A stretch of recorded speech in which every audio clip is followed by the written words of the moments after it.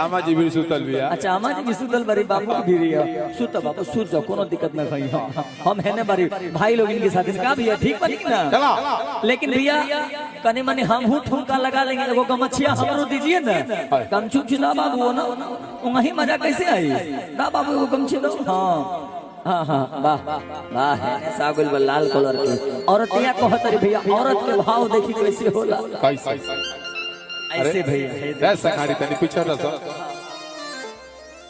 तनी तो लोग हाँ तनी जगह तो हमनी लोग तुम लोग भारतीय नारी बनो। हाँ हाँ मुड़ी पर आंचल अरे हमरो के लगही अरे सुतालिए भैया कि बेटा राव पी के रोज करल बेटा हमरो के लगही हमरो के लगही सुतालिए सुतालिए आमा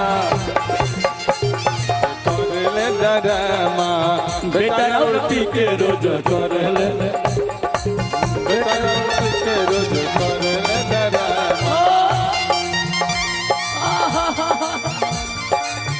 अरे किरिए राजा कहियो पियल ना छड़ बता राजा कहियो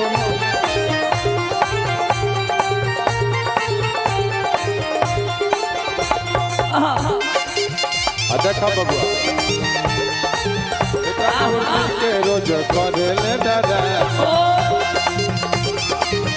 हो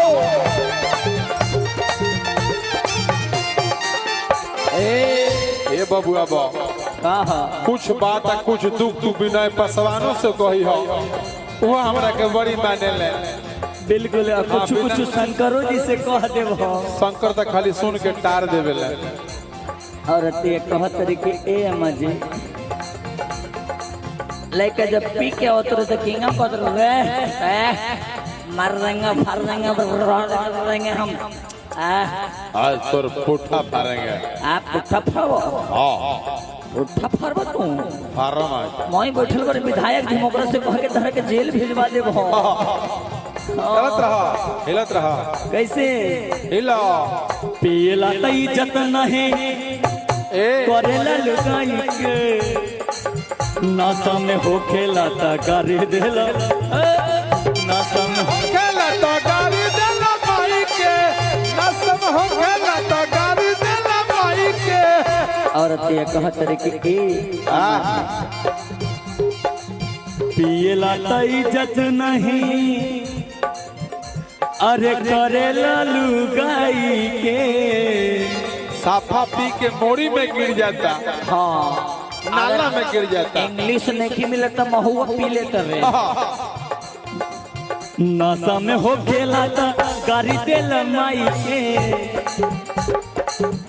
और कैसे भैया भैया भैया पियला त इज्जत नहीं करेला लुगाई के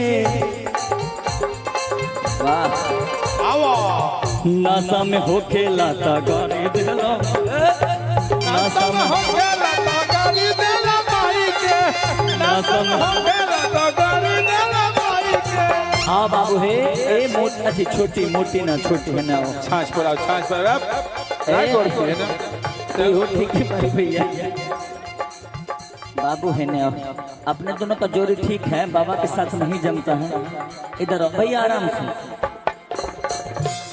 छूते हैं तो कोई दिक्कत है क्या शादीशुदा है तुम शादी हो गया है बताओ कोनो दिक्कत ना बिहार में 3-4 को शादी हो सकता है क्या हमारे विधायक जी बैठे हैं कोई दिक्कत होगा तो हमारे भैया हैं कोई दिक्कत नहीं है हमको अरे अजय भैया बोलने वाले जिला परिषद विधायक बोलने वाले हमें कोई दिक्कत नहीं है जो होगा भैया देख लेंगे लेकिन विनय पासवान भाई बोलने वाले कोनो दिक्कत आराम से भैया छू रहे हैं कोई दिक्कत हो रहा है क्या छू रहे हैं तो कोई दिक्कत है तुमको गलत जगह नहीं छुएंगे जहाँ जहाँ बाहर होगा वहीं वहीं छुएंगे हाँ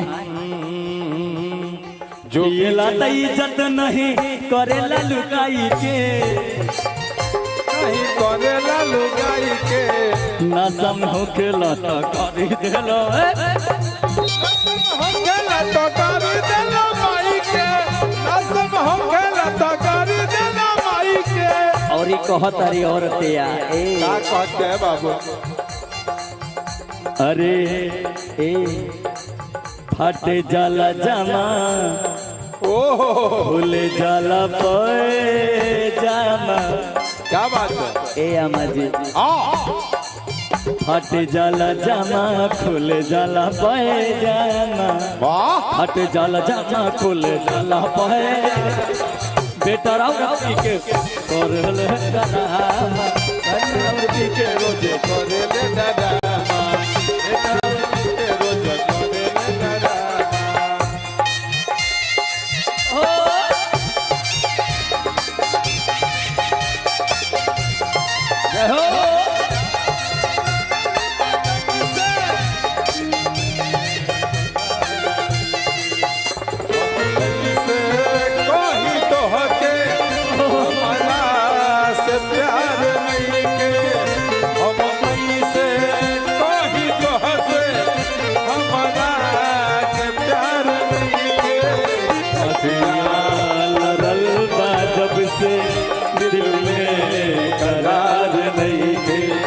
अखिया लरल जब से दिल में करार नहीं के।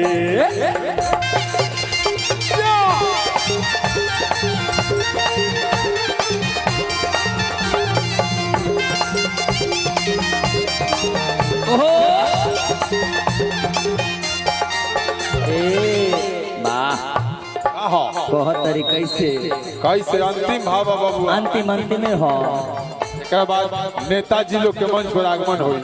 बहुत तरीके से भैया ना हम संवार देते हैं। अरे मान ला कि हम 2 मिनट खातिर तुम्हारा बॉयफ्रेंड नहीं क्यों हो सका?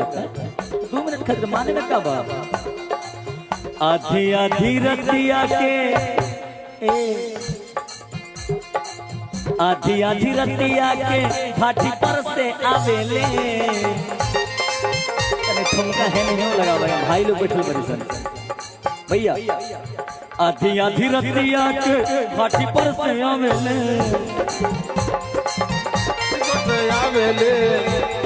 रतिया से घाटी पर से आवेले। और ये कैसे का करता है बाबू? पीटी के बारी हमारा कह जगावे। पीटी के बारी हमारा के जगावे। पीटी के बारी हमारा के जगावे। पीटी के बारी हमारा के जगावे। पीटी के बारी हमारा के जगावे। हमारा के जगावे। और कैसे कैसे का करता हो? मारे खातिर दौर से लेके ए अम्मा जी